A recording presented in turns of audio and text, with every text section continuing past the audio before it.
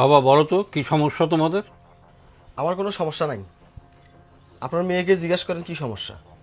আমি তো ওর কাছে শুনতে আসিনি, আমি তোমার কাছে শুনতে আসছি। কি সমস্যা তোমাদের?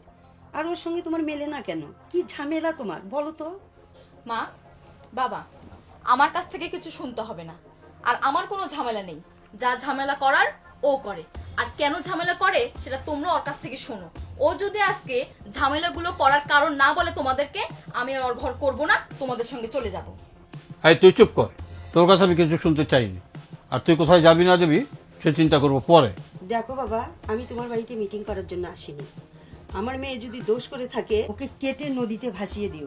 আর তোমার যদি কোনো দোষ থাকে তোমার মুরব্বি দিয়ে তোমার বিচার করব। সারা জীবন তো এটাই হবে, যে অপরাধ করবে সে শাস্তি পাবে। আর আমি তো অপরাধ না করে সারা জীবন শাস্তি পাচ্ছি আপনার মেয়ের হাতে। আর কিসের মিটিংয়ের কথা বলেন, কিসের বিচারের কথা বলেন আপনারা? এই শোনো, কথা ঘোরানোর চেষ্টা করবে না। তোমাদের দুজনের মধ্যে কী নিয়ে ঝামেলা হয় এটা আজকে যদি ক্লিয়ার না করো, আমরা আর কোনদিন তোমাদের বাড়িতে আসবো না। কথা ঘুরাবো কেন? কথা ঘুরানোর তো কিছু নাই। আর আপনার মেয়ের সঙ্গে আমার কেন বনে না এটা আপনারা জানতে চান?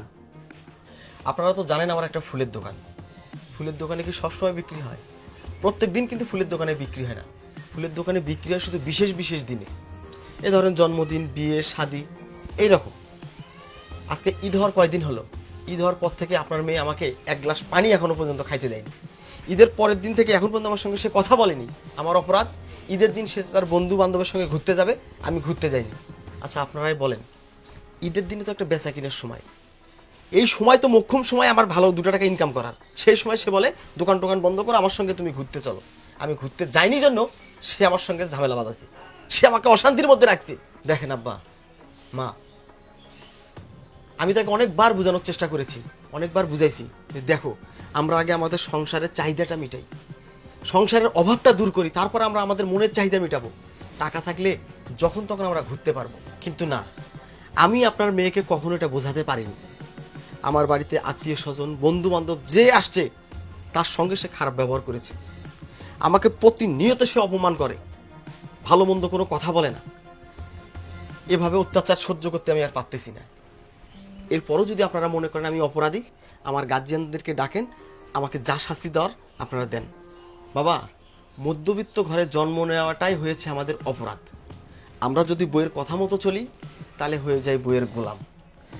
আর যদি বইয়ের চাহিদা পূরণ করতে না পারি তাহলে আমরা হই কাপুরুষ। আর এই বইয়ের চাহিদা পূরণ করতে যদি আমরা বাইরে বাইরে সময় দেই তাহলে বউ বলে স্বামী সময় দেয় না। বলেন তো বাবা, আমরা কোথায় যাব? আরও একটা বিষয় কি বাবা জানেন, আমি যখন রাতে দোকানদারি করে আসি, যদি কখনো লেট হয়, আপনার মেয়ে সারা রাত আমার সাথে ঝগড়া করে, তুমুল গ্যাঞ্জাম করে।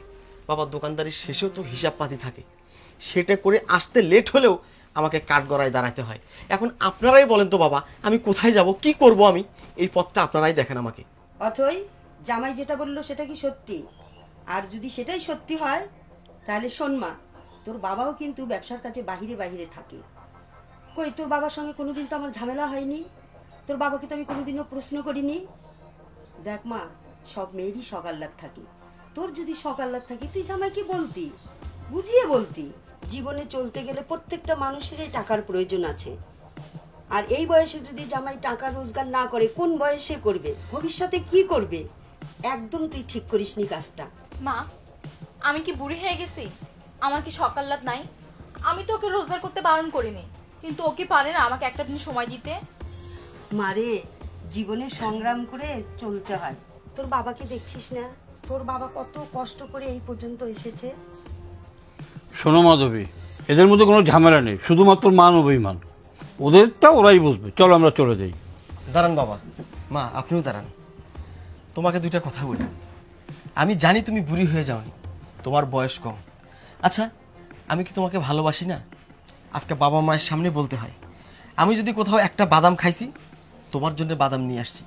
কেউ যদি আমাকে একটা মিষ্টি খাওয়াইতে দিছে, আমি পরে তোমার জন্য একটা মিষ্টি নিয়ে আসছি।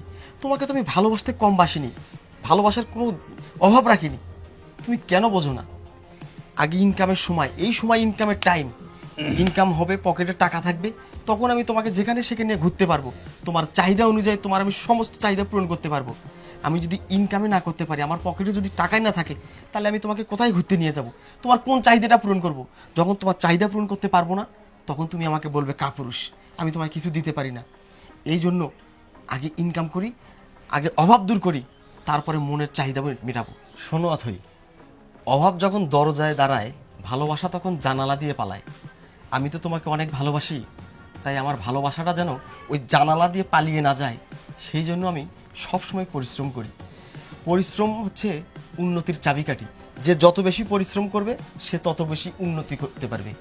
আমি সবসময় চেষ্টা করি অভাব নামের ওই অভিশাপটা যেন আমার দরজায় এসে না দাঁড়ায়, আর আমার ভালোবাসার মানুষটা যেন জানালা দিয়ে পালিয়ে না যায়। পকেটে যদি টাকা থাকে, বিলাসিতার অনেক সুযোগ পাবো, অনেক সময় পাবো। আর পকেটে যদি টাকাই না থাকে, কিভাবে আমি আমার বিলাসিতা করব? কিভাবে আমি তোমার চাহিদা মেটাবো বলো? আমি বুঝতে পেরেছি। মা, বাবা, আজ আমি তোমাদেরকে সাক্ষী রেখে বলছি, আজকের পর থেকে আমি এমন ধরনের ভুল আর করব না।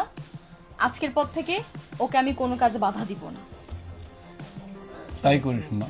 শোন মা, একজন স্ত্রীর নিরাপদ জায়গা হচ্ছে তার স্বামী, আর একজন স্বামীর বিশ্বস্ত জায়গা হচ্ছে তার স্ত্রী। আর স্বামী স্ত্রীর সংসারে যদি বিশ্বাস না থাকে, সেই সংসারে কোনোদিনও উন্নতি হয় না। ঠিক আছে, তোরা ভালো থাক, তোদেরকে দোয়া করি। এই চলো। হ্যাঁ চলো। আরে দাঁড়ান মা, বাবা, আপনারা কোথায় যাচ্ছেন?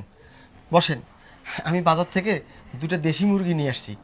আপনারা ভাত খেয়ে তারপর যাবেন। এই না বাবা, আর আজকে না, আপনারা বসেন বাবা, বসেন। হ্যাঁ বাবা, আজকে থাকো। বসেন, বসেন না বাবা, বসেন বসেন বসেন। এই আমি মুরগি দুটোকে জবাই করে নিয়ে আসি, তুমি তাদের পানি দাও, পানি দাও। বসো, আমি পানি নিয়ে আসি।